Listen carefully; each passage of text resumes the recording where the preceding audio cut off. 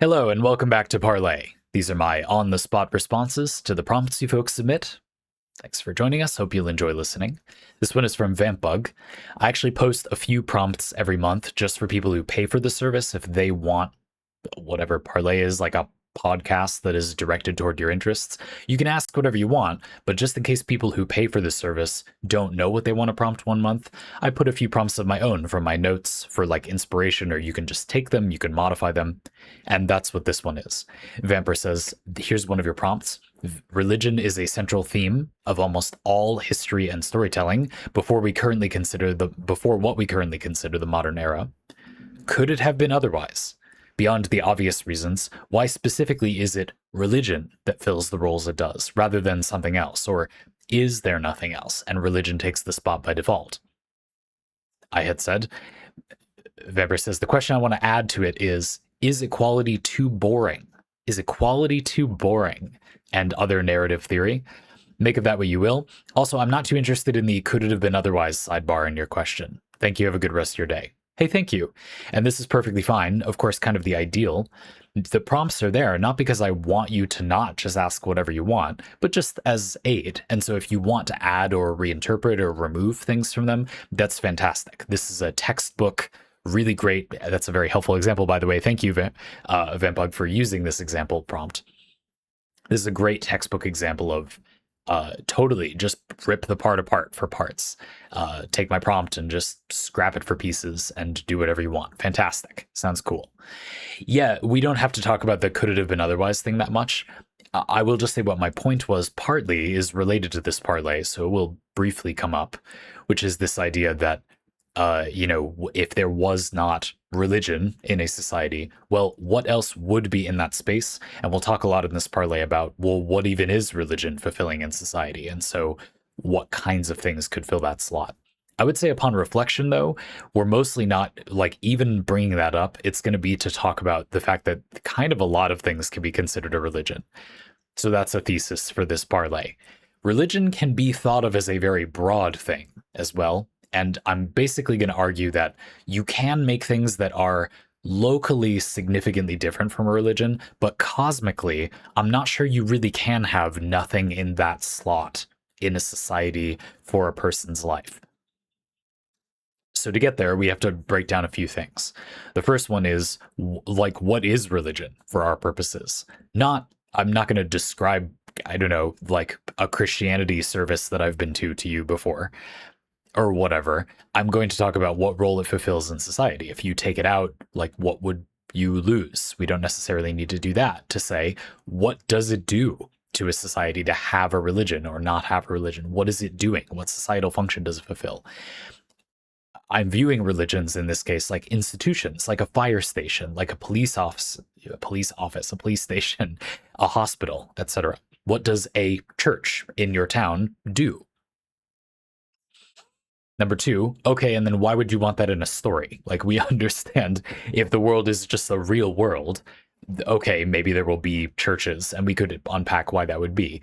But if you write a fantasy story or whatever, why, like, would these be here? Why? Would magic make there not be religion or be way more religion? Like, that, I think, could be either, sort of, or the magic would be religion. Anyway, and then we'll go from there and see where it gets us. Obviously, this was from my notes. So one reason I do that for these prompts is that I don't completely know. Like, this is a candid question from me to myself, and I don't 100% know what I think. So it is still like parlay where I don't really know. Let's figure it out. And then, of course, we'll add in this equality being too boring thing, probably around between parts 1 and 2. Okay, so what societal role does a religion fulfill? Basically, I would have said that it's like ontology, basically. It's the idea that it fulfills the desire of a human to feel like there's some greater purpose, or things mean something, or it's cosmically okay. And it's only one way you can fulfill that, you could say. You could be religious, and you might summarize this in this context by saying something like, you believe that there is a god or gods, and they have the answer to what is meaningful. You could essentially fulfill the same thing by saying, I think logically that this is how the universe came into existence. I don't inherently mean anything, but I process that as there not really being meaning that doesn't really exist. And therefore, I just need to get comfortable with doing what I want within reason while not interfering with other people doing what they want. These aren't related on the surface, but they both fulfill this ontological understanding slot. What is the nature of my existence? Ontology, the nature of existence, I guess. I'm conscious, and that's scary or kind of insane. Like, how is this happening right now? And these are things that address that. Does that make sense? This is going to be a very central concept for this parlay. You could, in theory, have yet other things. Without getting too much into it, you said not to emphasize the, like, could it have been otherwise? But just so you have it in mind, like, it could be something like, you were trained from a young age to be a super soldier, and as an adult, you act as a secret agent, only obeying the orders of a mysterious shadow organization that trained you for all this time. That could be something large enough that you don't have anything else in that ontology slot. Or you could say that the secret institution is your religion, in the sense where religion is what is in your ontology slot. Your logic or causality is your religion. Science is your religion, or what we might think of as religion. Or it could be something like a strong-handed authority figure is serving that slot for a while. Now, we know from a lot of media that at least most humans think that if you were in a position like these super soldiers trained from a young age with this shadow organization, it's a really common arc that if the organization is destroyed or these people are like taken out of that context, they often lack a sort of desire of their own or feeling of fulfillment. That ontology slot is noticeably, usually very plot relevantly, empty, and they kind of need something there. So that's probably the most obvious example I can give of, I do think that humans have this default understanding that that slot needs to be filled by something, and there's a problem if it isn't. I just think it's interesting to note that people seem to have a pretty clear understanding and idea of what it's like if you don't fulfill it, but don't have a very clear understanding of what things do fulfill it, if that makes sense. After all, one of the big questions in a lot of these arcs. These very stereotypical arcs, where predictably, and it feels intuitive to us, a character is removed from these organizations and therefore doesn't have their own value system, and they need to get one and figure out what things they like. Yet, the plot of those arcs is almost always that other humans actually don't really know how to give that to other people. It's not straightforward to do. I actually have some personal experience with this. Somebody very near and dear to me essentially was in a situation in their life for a good amount of their young life, at least, where their desires, their interests were really not explored or emphasized. People did not take enough of an interest in that with this person as maybe they should have. In my opinion, might be being a bit defensive toward my friend, but put that aside. I think I'm a person who understands what makes a human tick better than average. Not great, but better than average. I certainly spend some time thinking about it, which is almost certainly already better than average. And I don't think that I know for sure that I'm correct, which is a huge boost to being good at thinking about something. Just not thinking that you are for sure an authority is like 90% of being actually helpful at something intellectually, I think. You don't think you're right is like, you could pretty much just stop right there. I'm sure you have a great point. If you have humility, that's all I really care about most of the time. And so, yeah, I working through it has been very hard, is basically the point I'm trying to make. It's not at all intuitive, just because I feel like I have a very good system for being fulfilled and understanding my existential place in reality, to just give that to someone else. You can just like tell them, you know what I mean? So that's hard. And I do think it's very true to life. My point is, this is a generally available example where humans demonstrate that we do understand this is an important category, but don't understand that well what can fit this category or how to build it if it were gone. Should humanity start all over again, I predict that religion would be one of the biggest problem spots if there was a small population, because it's not going to develop as organically, at least I don't think it would, and people don't understand religion at all, in my opinion. I'm not talking about the specific religions, but like, what is that doing there? What could it do instead?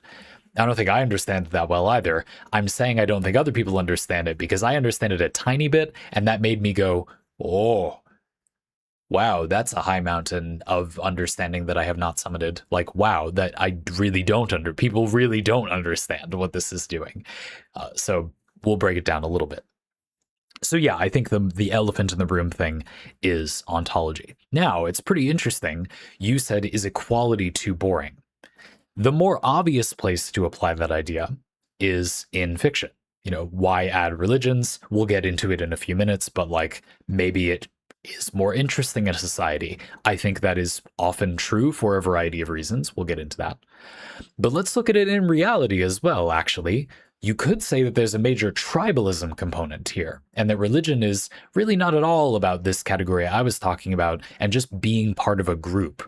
And so religion is there's groups you're a part of. Now, for this parlay and my thesis, it doesn't make quite as much sense because, of course, there are many, many ways to fulfill just being part of a group that don't need to have anything to do with religion, could just be purpose. But you could say that purpose is the purpose of religion, and therefore being part of any group might be fulfilling enough for some people. They have an authority, or like the group is an authority. The appealing to the group or working with the group is the authority. I mean, if you can't tell by the way I'm wording it, I think this is a really flimsy solution for your fulfillment as an existential being. But I guess, you know what I mean? It feels like it just basically fulfill the criteria that I said. So is it boring not being part of a group? It kind of is to an extent. You know, you as a human don't get to bounce ideas off other people. It's very galvanizing to be in a group of people that you can trust that will work with you and listen to your opinion too. And so, sure, you know, I'm thinking of like a sports team or like a competitive gaming team or a writing group or I don't know, a club, even like a rowing club. There are a lot of ways to get something like that. I think it's interesting because, sort of like the argument I'm going to make in a few minutes about religion letting you overlap, you're part of a religion, but you're part of other things too, like you're a citizen of this town or part of this government or whatever. You're an adventurer, but you also are part of this religion, maybe in a fantasy world. You get that idea. I mean, obviously, if it's a club or a group like that, even more loosely, you're probably part of multiple of those. And so there's also the same, like, it doesn't fill that slot.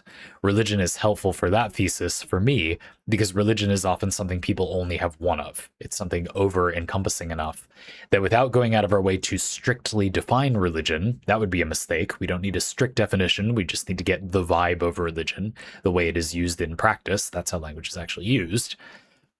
But it is worth considering that if you consider it as loose as just part of a group, that's something that actually doesn't share some stuff in common with a religion. You normally would have multiple of those, or it's normal to have like at least two such groups. Maybe you have a church group and you also go to a rowing club. I feel like that's a pretty common amount of group to be associated with for most people. And, you know, they live in a town, they're probably closer to their religious congregation and their rowing club by a lot than their neighborhood, but for some people, maybe not. And I would reckon that most people are meaningfully part of one or two such groups. And I bet the average is 1.5 or something, you know? And so people have things in this slot, and it might be nice to have other things in this slot, sure.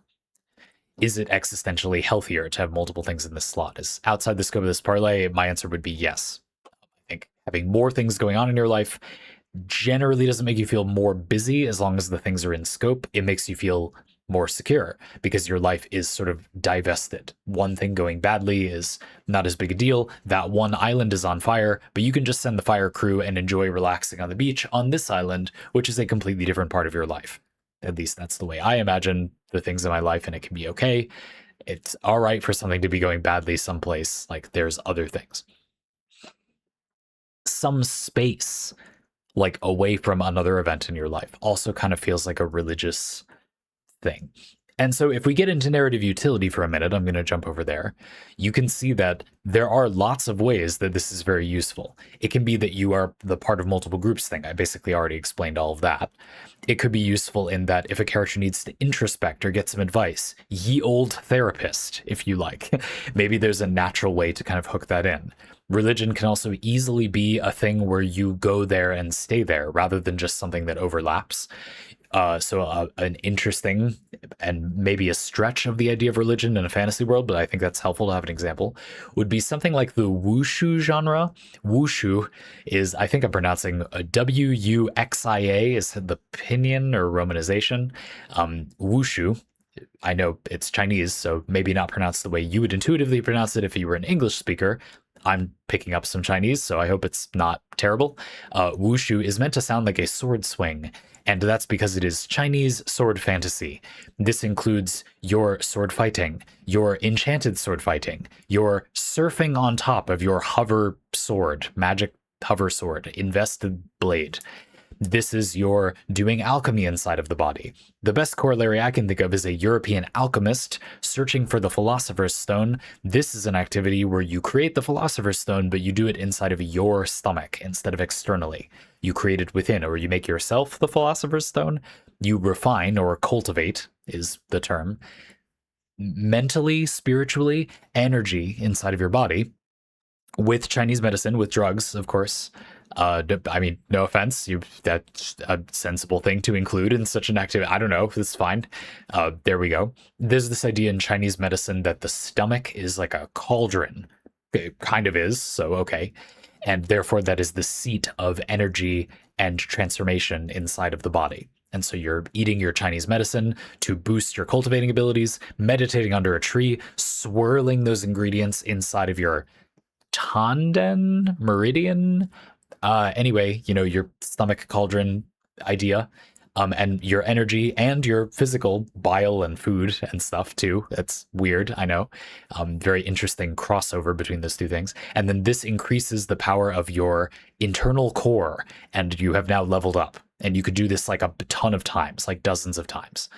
The ladder or the height of the mountain in cultivation is generally very, very high.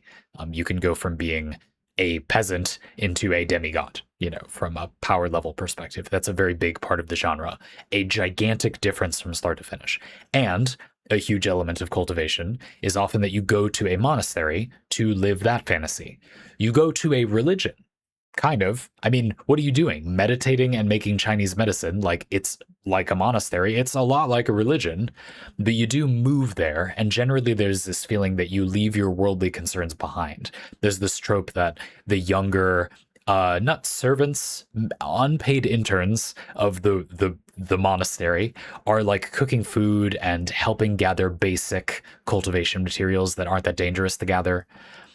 And therefore, if you get past the early levels of cultivation, which you will because you have like plot armor or whatever, you basically can forget about all of your worldly concerns. People will cook and gather basic ingredients for you, and you only have to go gather ingredients for your cultivation manually when it's like something cool, like a phoenix feather. You have an epic boss fight, and you get the phoenix feather, and the phoenix isn't even dead because it's a phoenix, and then you eat the phoenix feather, and then you become God. And like that, it's a religion, kind of.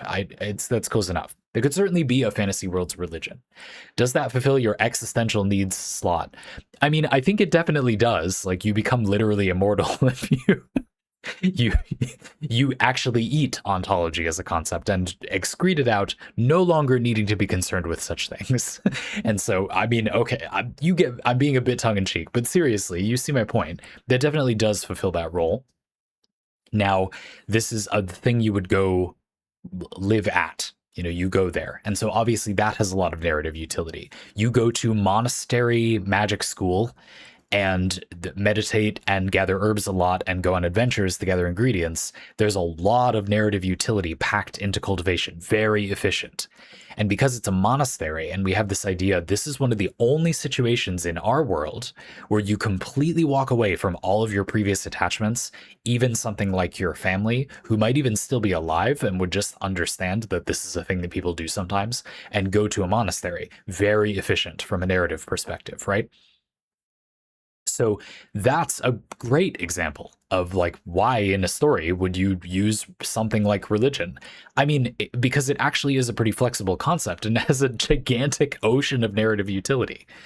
People know religion kind of well, but the trick of religion is that even though people have this idea of they're not really confused in theory about what people are doing inside of a Christian church, even if they are not Christian or haven't been into a Christian church, and some people have also had, like, I went to a friend's bar mitzvah when I was younger, and we were close, and he had a complicated relationship with his religion. And so I learned a lot about that, even though I have never really been part of that religion in any way.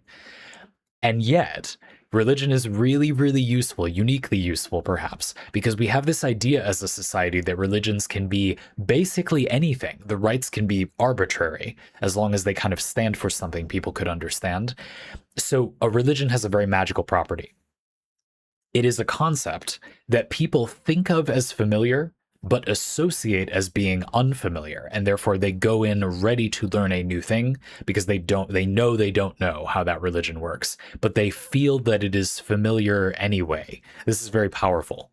This is a little bit similar to the way that I think of like a thought tool, just a heuristic or a little guideline that is helpful for things.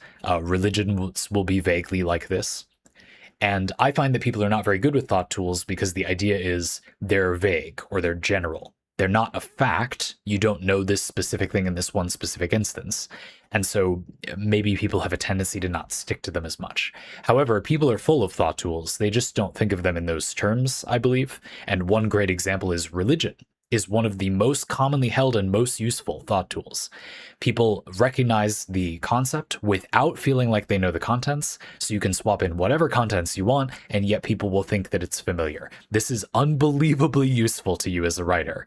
And if religion declines in our society further than it maybe arguably has currently, that utility will be gone, which sucks, because religions are fascinating, sort of core to the human experience. If you interpret them broadly enough, they're definitely core to the human experience.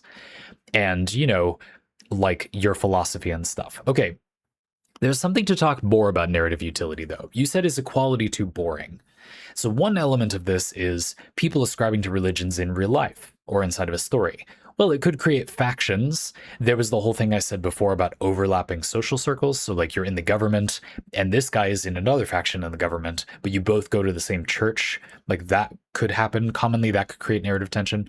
But there's also things like the society moving forward, industrialization or technological revolution, a scientific discovery, and maybe that threatens religion the way it was at least seen to in our current society. In the past, not in our current society probably, but some people still think that. And of course, it can also just be, the society was lied to, the religion is corrupt or something, or the government is corrupt and the religion is more of a populist affair. That difference is there. That's very useful. I think it's common and tempting, but maybe not actually that good. If I could gently suggest that religion is often used for, we think we're more right than you are, and therefore we're of this religion because it's about groups, not about ontology. It's actually about ontology, according to me, but I think a lot of people don't really understand that that's the anxiety they're feeling. That's why they want to be attached to a group, or that's why they want that religion, and they think it's strictly the group thing. Therefore, they want to be part of the group because they want to judge this other group. And so this is, I think, the biggest corollary to your is equality too boring thing. You can create conflict that way. I don't know. I don't think it's that interesting because the contents are just anxiety.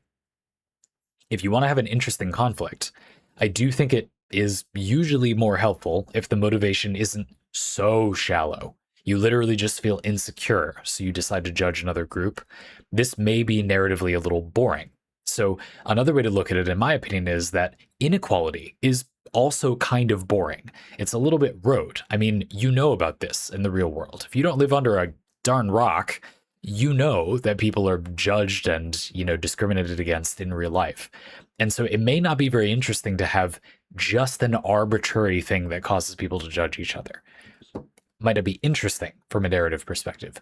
No offense, in real life, it doesn't matter if it's interesting, it was just a bad thing that happened. I completely acknowledge that, I know that obviously.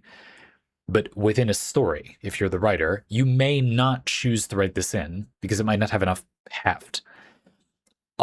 Also common, but I also don't know about it, conflict is where religion is faced with some new innovation in the society and they don't like it because it's blasphemous or it's beyond what humans are supposed to be engaging with or whatever it is.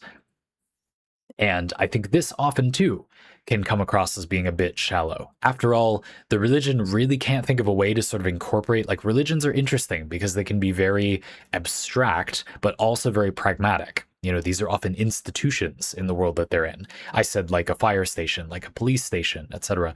And churches do have benefits like that. If you have a magic world, it could be pretty quick that your church is essentially a sort of urgent care unit as well. This is a really common trope.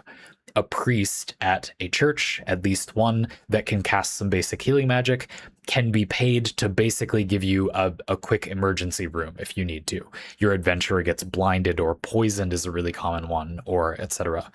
And then you can go to the church for that. And this weaves some world building and the religion in. And do they ask you to pay them, and etc.? Do they ask you to join the congregation or say a prayer with them, whatever it is?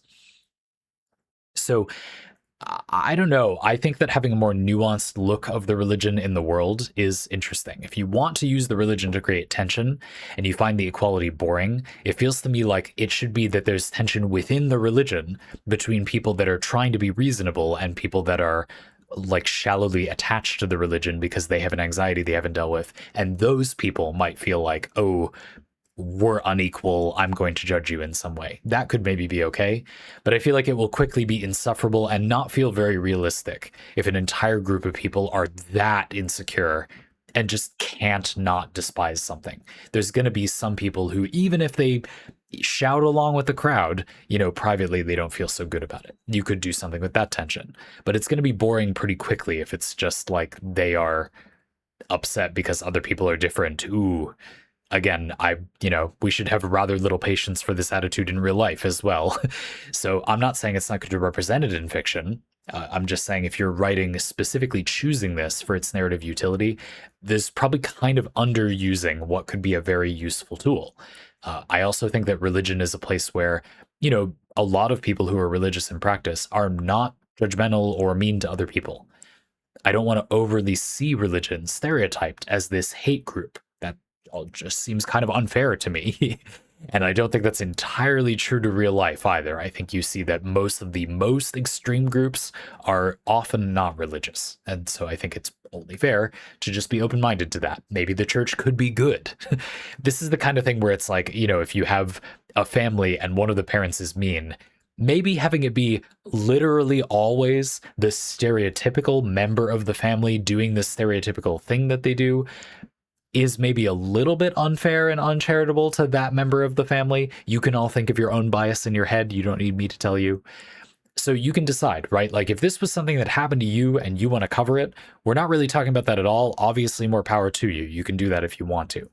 But completely separately, if you're just choosing these things for their narrative utility, might I gently suggest that it's probably more useful and almost certainly more interesting to have the religion not just be a hate mob.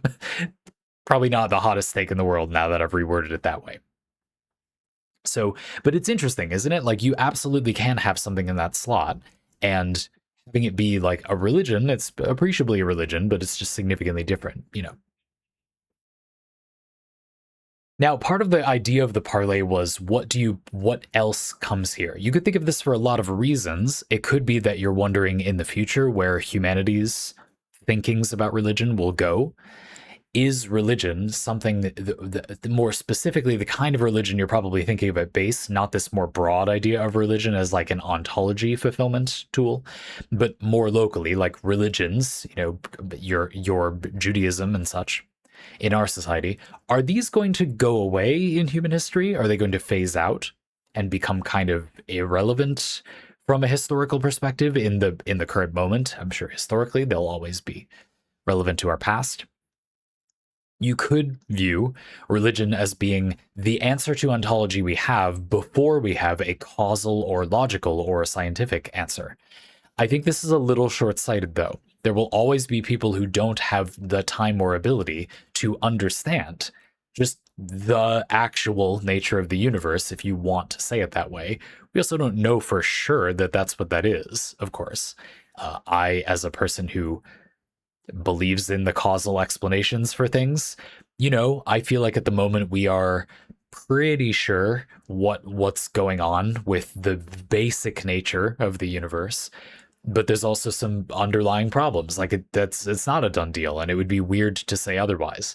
I'm sure most scientists that are knowledgeable about the subject would say, yeah, I'm not really like thinking about believing in a higher power having created everything, but it's definitely not a done deal that we know how things were created. So it isn't completely insane to think that there was something else going on. Like that's just not that weird, no matter how little you believe in religion. I feel it just factually isn't that insane to think that there could be something else going on. This is, in many ways, the fundament of science, scientific thinking.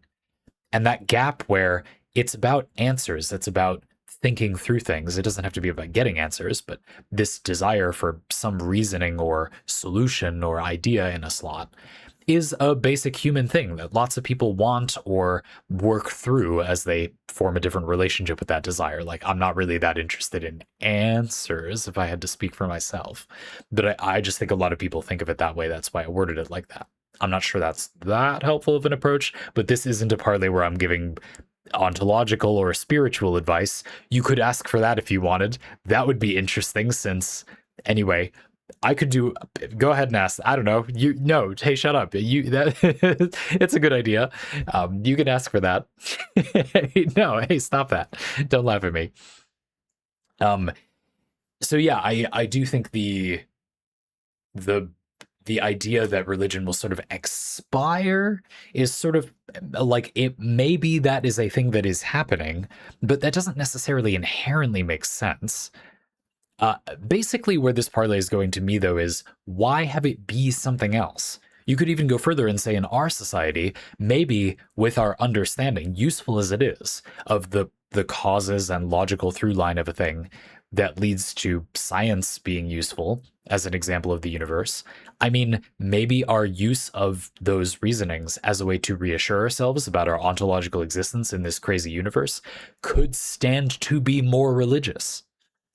And in fiction, if you're trying to slot something else in as a religion when so many things can kind of be like a religion, another way to ask it is why? Why that doesn't don't do that. Like, just let the thing feel similar to a religion. That's fine. That's not bad. There is definitely a big question when you look at a society, a fictional society for entertainment, and say, I want it to have this new element that the real world doesn't have for basically immersion, I would think. I want it to feel more like being in some other world. There's an escapism, really more specifically, value that's being added.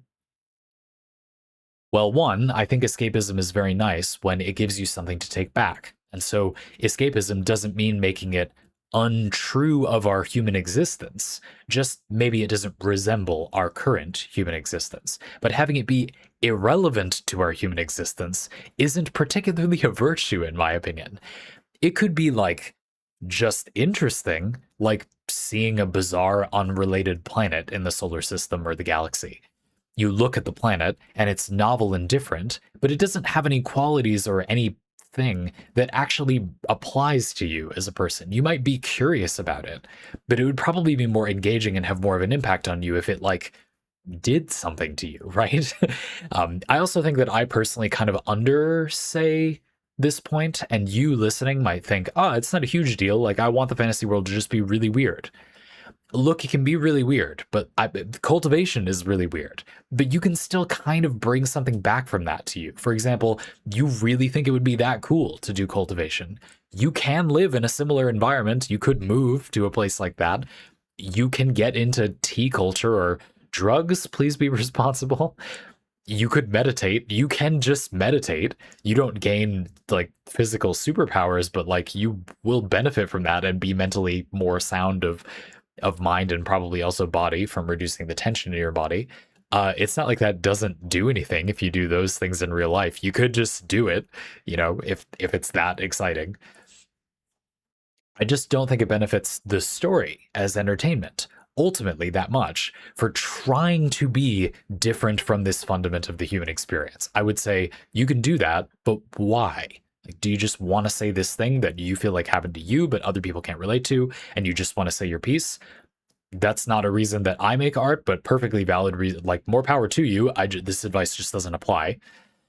and then you want to make things for entertainment, I would say this advice exactly applies. And you should ask very hard question: why does it need to be like that? Like, does it need to be that this world doesn't have days of the week? You know what I mean? Like, would it be feasible for a human society to?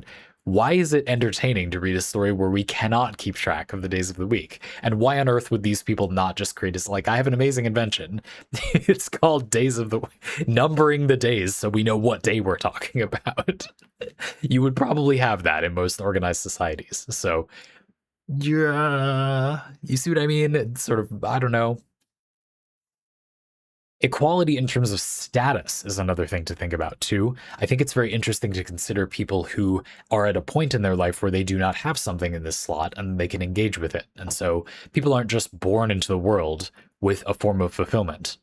People born into certain religious traditions might feel like they do, but that never really works. Those people will feel unfulfilled forever until they come to it on their own. You can't give people existential reassurance. At least I don't think you can. And I think that when you meet people who are put in that situation, deep down, there is an insecurity there. There are a good amount of stories about this too, actually. Basically, people who kind of get blindsided or inundated in a religion in their youth come to see the benefits of that religion or tradition, but also understand that there's some toxicity, maybe often in their family specifically situation. And even though the religion they register as not like evil, they still have to step away from it. I feel that's a decently common arc as well. And could be very interesting. It could also be pretty interesting to see someone getting into a religion. I feel like that's a plot line I have personally not seen before. But why? That seems kind of cool. Even something as simple as clerics in D&D, you know, in 5th edition before 5.5, you would get your subclass at level 1. In D&D, all classes in 5th edition original, not 5.5, would get their subclass at a level between 1 and 3. And when they got their subclass, first level, second level, third level, was based on, in the lore, when you would get that subclass. So, for example, wizards study their magic. Wizards know magic because they studied it. So you get your subclass at level 3 because you study more and begin to specialize. That makes sense. But clerics would get their subclass at level 1 in this example because they join a religion and that is your subclass, that specific god in this polytheistic religion that D&D is using. There's lots of gods, and so your religion is your subclass, and therefore the game gave you it at level 1. If you've played 5.5 D&D, sidebar, I think that balancing it so everybody gets their subclass at level 3 is a lot better mechanically, but it is pretty cool from an immersion perspective that you get your subclass at different times. The problem is when you look at it, it's just really broken to get your subclass at level 1. Like a lot of those made unbelievably stupid multi-classing options.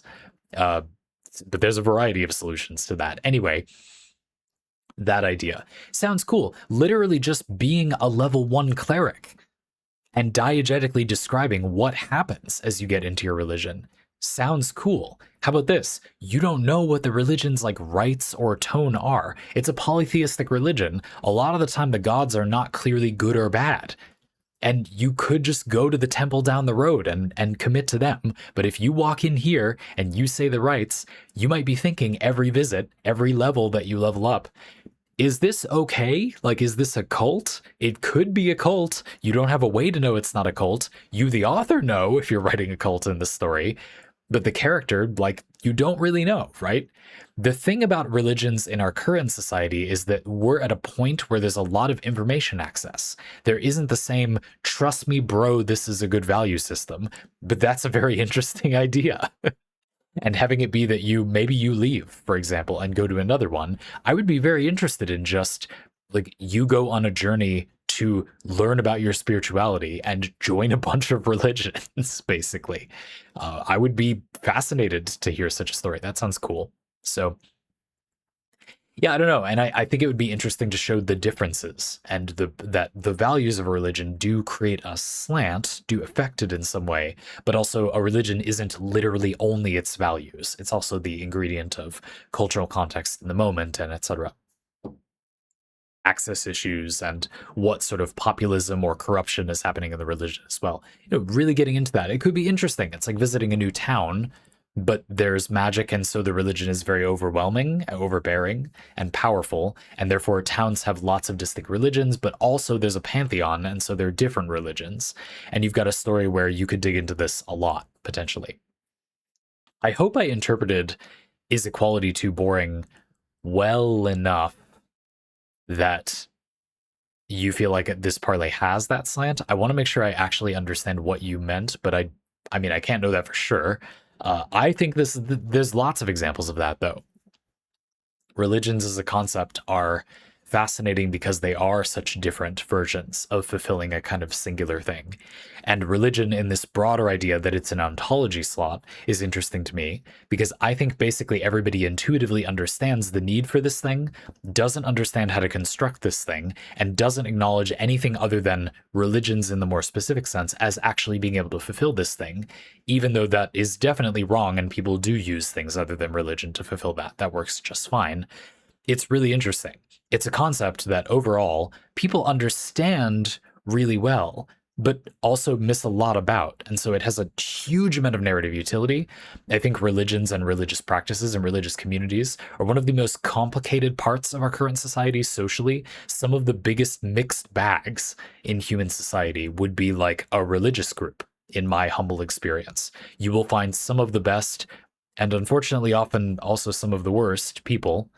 But it's interesting, it's not really specific to the religion. You would just find people either having found or clinging very strongly to an ontological piece of fulfillment are either going to be some of the best, most peaceful or enlightened people you'll meet, or the worst, very worst, delusional and avoiding something about themselves that they need to engage with to move on, people that you would ever meet. And so there's a lot there.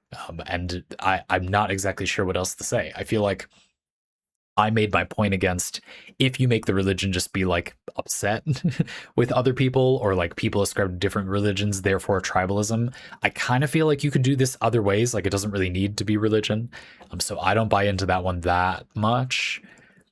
Another thing I guess is worth briefly adding is that I don't think that magic really undermines this that much. It's interesting. You might have the perspective in the modern day that if you had magic, then couldn't you just prove that the religion was real to anybody that you passed by, prove that it was real, when in fact the core ontological fulfillment of most religions doesn't have anything to do, like there can't really be proof. That's sort of the whole point. The same thing with feeling causally or logically, ontologically secure. I don't feel secure as a conscious being, well, at all actually, but I mean, I don't feel secure such as it is, such as that I do as a conscious being, because I have proof of some purpose, or even proof that there is no purpose to my existence. It's simply the fact that I've engaged with that subject. Not that I like now know. It's that I now am comfortable with my not knowing. There really isn't an answer, and I've gotten there and engaged in that a little bit, and that's the explanation I would give for how I felt better. I was really depressed about the pointlessness of existence, and then this happened, and now I don't feel that same way anymore. The pointlessness of existence is still very much up in the air. In fact, not much in question to me. Like it is mostly pointless, according to me. That's not, what do you even mean by a point? Like the whole thing is that I can decide what the meaning of it is. Like that's the whole thing, would be the explanation I would give. And so if you have people that are looking for different explanations, competing explanations, yes, there might be an equality thing there too. It's interesting to consider, though, I was saying you can prove to people that you can do magic from practicing a religion, therefore the religion has real power. It definitely changes some things. It definitely changes some things. You would have a priest doing utility activities around town. In a lot of historical contexts, religions did already do this, though. You might have the religion being more of a police force, patrolling the roads, or even enforcing a war, a crusade. But religions in our society, again, did kind of already do that stuff. it does make more sense for them to do it if they had magic. But in reality, I actually don't think that changes that much. It's interesting that there's this common trope of religions being like low magic. So, like paladins, for example, they're mostly knights, but they have a little bit of holy magic. That's interesting. They're kind of low to medium magic because magic doesn't much change the societal role of a church, is the interesting thing, you know? I was saying before about the like infirmary thing or like the emergency room or the urgent care. You go to the church for some magical healing. I mean, in our real history, people went to the church for some mundane healing too. You see what I mean? Like, it kind of is the same thing. And so, very strange. But it might be very interesting to have a religion that is you don't have an easier time proving things to people because you have the magic. I think that's more historically true to humans if they were at a lower tech level, for example. If you don't have systematic science and you don't have that information available in a society, then what do you mean you have proof? Lots of things could be proof if you couldn't interrogate their veracity that way. So being able to make a fireball in your hand really doesn't, I don't think, change a religion's ability to recruit that much in that way. You'd probably have to have a religion that had magic, and there were other religions that didn't have magic, or there weren't other religions majorly. Again, it's easy to forget because in our current society, we have lots of large religions that are very heavily vetted.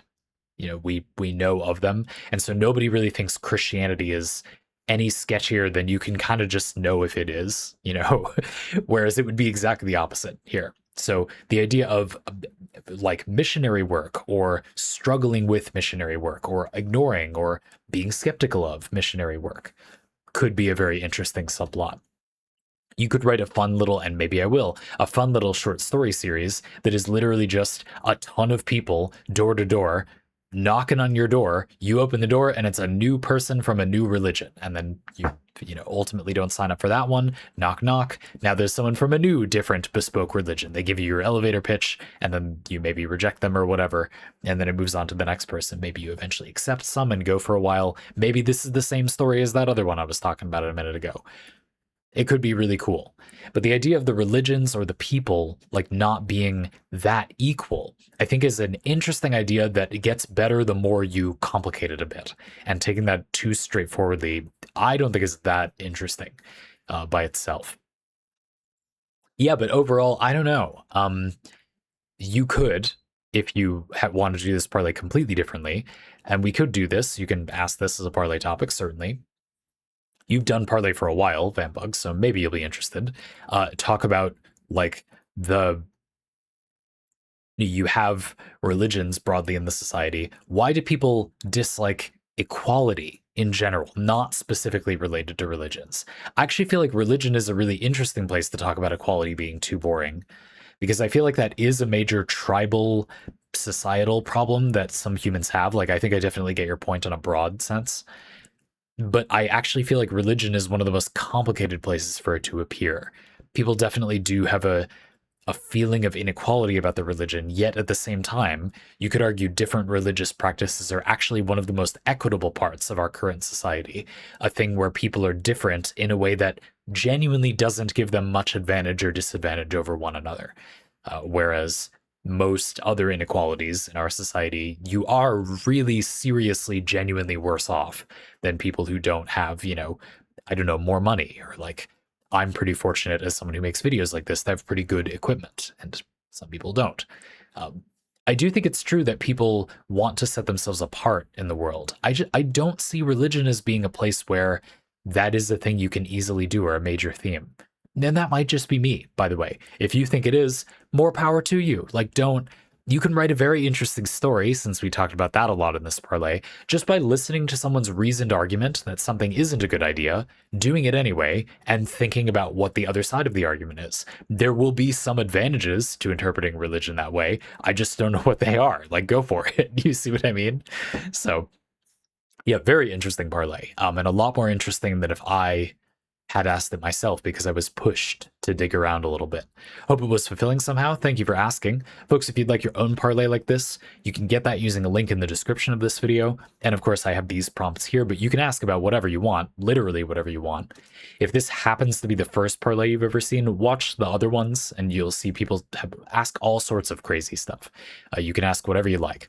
As long as I can respond to it on the spot within reason, you know, with some basic show notes. I'm not a monster. I'm going to read the prompt first, write down a few notes for myself, and then go. But like, this is a skill I've cultivated, and I can basically do a 45-minute uninterrupted video essay with no script. You know, as long as it works like that, it's fine. Anyway, and thank you for your support. I know some of you literally just pay to support the show. See you in the next one.